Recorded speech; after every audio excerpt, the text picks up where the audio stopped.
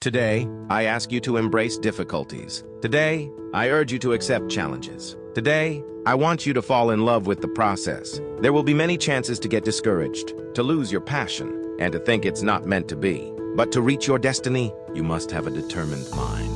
If you give up after the first try, the 5th, or the 30th, it means you didn't want it badly enough. There should be something you're pursuing relentlessly. You are not swayed by how impossible it seems. You are not discouraged by how long it takes. You don't give up because people say no.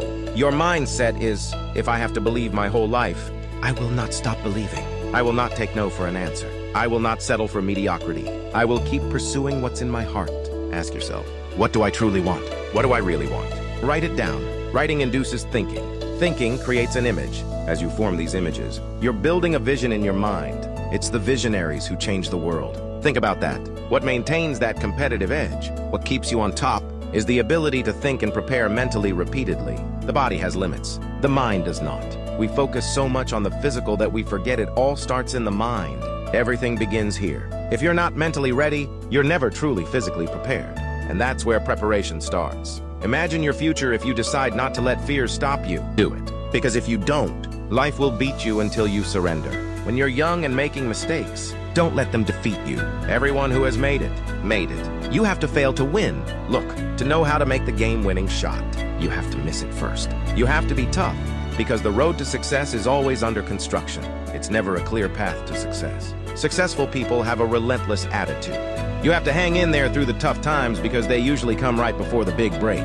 You get a series of bad breaks, and it trips up many people. My life and success say to anyone, you can stumble, fall, and get back up again. No matter what you face, no matter how bad it is. When there's a challenge, and I mean any challenge in life, the only way to overcome it is to start moving. Take that step every day. No matter what you are facing, get up and start walking. I can see the end before the beginning even starts. That means I know to get to the very end.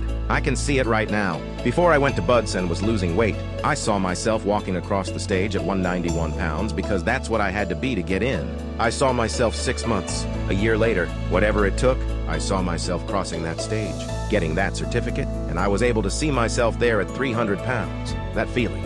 Even though I wasn't close to it, I could place myself there 1,000,000 times every day. That feeling of, my God, this will feel amazing, made me suffer. It made the pain real and worth it. I want to feel. For these next 18 months. It took me 18 months to become a Navy SEAL, to get through Bud S. 18 months. Supposed to be 6 months, but it took me 18. That's what woke me up every morning, putting myself through this pain and suffering for a few seconds of joy. And it's so worth it. That's what people don't understand. I can put myself at the finish line, even though there is no finish line. But at the end of an event before I start, and say, how will I feel at the end? Visualization is my biggest life tool. That's why I can put myself in cold water. I can see how I'll feel at mile 50, almost exactly. So when it comes up, it's no surprise. No surprise. I've done it 1,000,000 times. Last time I was here, I recommended The Richest Man in Babylon. I've lectured to over 3 million people. Guess how many got this book? Very few. My best guess is 10%. It's so easy to find, buy, and read. Why wouldn't everyone get it? We don't know. I don't know. Nobody knows. Here's the profound part. Some do, some don't. About 10% do. We don't know why. In 10 years, these numbers will be the same. Numbers don't change. Only faces do. I used to be in the 90% who couldn't be bothered even if it was easy. How many have a library card? 3%. 97% couldn't be bothered. They specialize in happy hour but don't have a card. They blame the government, company, pay scale. My advice? Walk away from the 97%. Don't talk like they do. Don't go where they go. Don't act like they act. Discard their blame lists. Be consciously conscious because your environment can hypnotize, mesmerize, and paralyze you.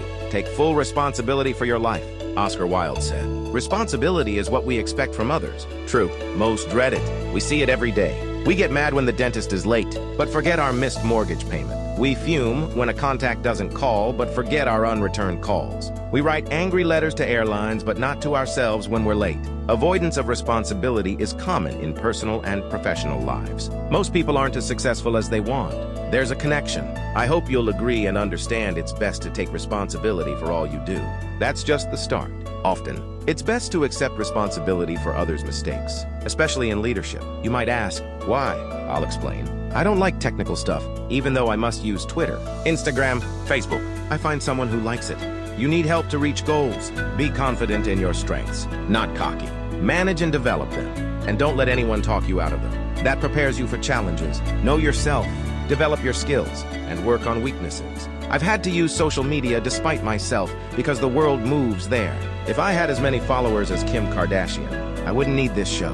When pro basketball started to get popular, Bill Russell, a center for the Boston Celtics, was one of the best. Known for rebounding and defense, he wasn't a great free throw shooter. His percentage was below average, but that didn't show his athletic ability. In one game, he proved this. In a championship final between Boston and the Lakers, with 12 seconds left, Lakers behind by 1 point. Boston had the ball. Lakers had to foul to get the ball back, choosing Russell. Logical, since he was the worst free throw shooter on the court. If he missed, Lakers could win. If he made one, Lakers' chances dimmed. If both, game over. Russell had a peculiar style, holding the ball waist high, squatting, and straightening up to release. It looked odd, like throwing dirt over a wall, despite appearances. When fouled, Russell knew Boston would win. Statistics didn't matter. A more important factor was at play, not expressible in numbers. Russell wanted responsibility for his team's success or failure. No excuses, no blaming, no second guessing. He wanted the ball in his hands, magic-like. Even if he'd missed every free throw before, he knew he'd make this one, and he did. This happens when someone eagerly accepts responsibility with confidence.